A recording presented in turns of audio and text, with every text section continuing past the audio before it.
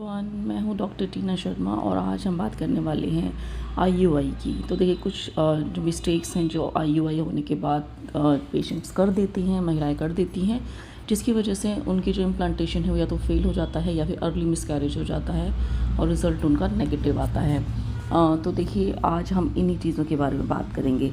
तो सबसे पहले बात करते हैं आईयूआई के बाद जब आप घर आते हैं तो आपकी गाड़ी की स्पीड जो है कम होनी चाहिए और आपको ध्यान रखें कि गाड़ी को झटका ना लगे, जिससे कि आपको खुद को झटका ना लगे।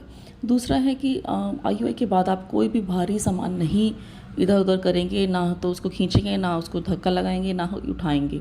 आपको झुकना नहीं है सेकेंडली, क्योंकि झुककर काम करती हैं लेडीज़, तो आपको इस बात का ध्यान रखना है। झुकना नहीं है, आपको भारी चीज़ें नहीं उठानी है, कोई भी भारी काम नहीं करना है, जैसे कि कपड़े धोना, आपको झाड़ू पोछा लगाना, आटा लगाना, क्योंकि आटा लगाने में कई लेडीज़ बहुत ज़्यादा प्रेशर लगा देती हैं।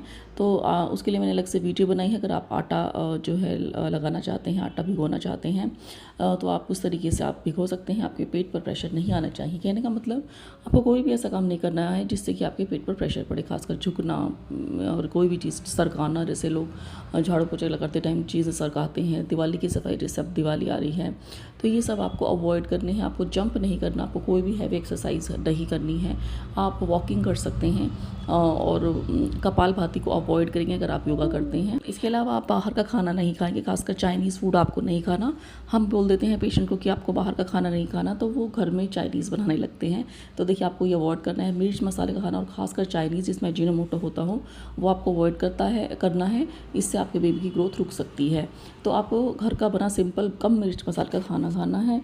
और खाने से ही मैं आपको बताती हूँ कि खाने में जो गर्म तासीर की चीज़ें हैं वो आपको अवॉइड करनी है, जैसे कि गरम मसाला है, चने की दाल है, बेसन, बैंगन, इस तरीके की जो गर्म तासीर की चीज़ें हैं वो आपको अवॉइड करनी है। इसके अलावा आपको स्प्राउट्स जो है कच्चे नहीं खाने हैं, अंडा कच्चा नहीं खाना है।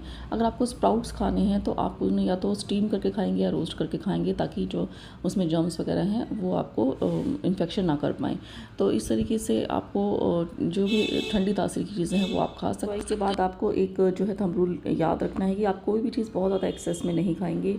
जो भी खाएंगे आप मॉडरेट अमाउंट में खाएंगे, क्योंकि आप कोई भी चीज़ को एक्सेस अमाउंट में खाते हैं तो वो अल्टीमेटली आपको जो है नुकसान कर जाएगा। फ्रूट्स में आपको जो है पाइनएप्पल, पपीता और चीकू और थोड़े टाइम के लिए अनार भी आपको अवॉइड करना है।